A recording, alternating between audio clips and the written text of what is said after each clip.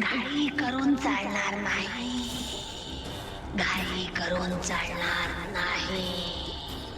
हे सगळं शिवनाथसाठीही कठीणच होतं आणि आपल्यासाठीही कठीणच असणार आहे. पण कसं सांग मला. कालकाया, तुला काम कळलंय का?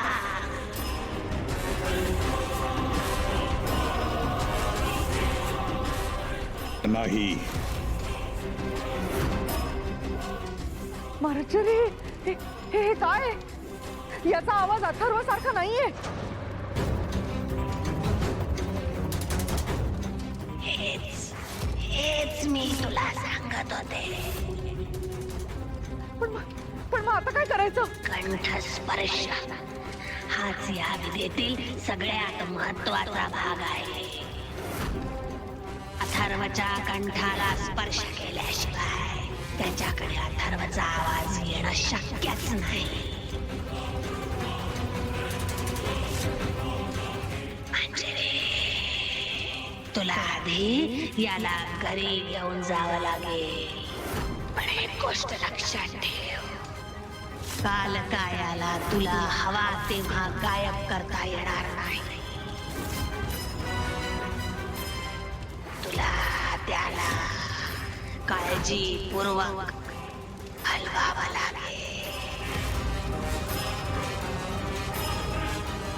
आणि कोणाच्याही नजरेत येणार नाही अशा ठिकाणी ठेवावं लागेल. जा.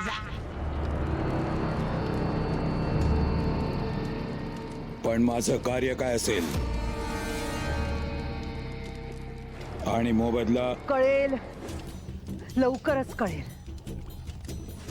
पण सगळ्यात आधी तुला अथर्वचा कंठस्पर्श करावा लागेल, तेही आज रात्रीच.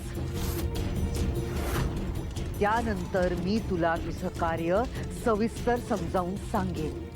पण मी मोबदला सांगितल्याशिवाय कार्याला सुरुवात करणार नाही. मी म्हणाले ना, सगळं सविस्तर बोलूया.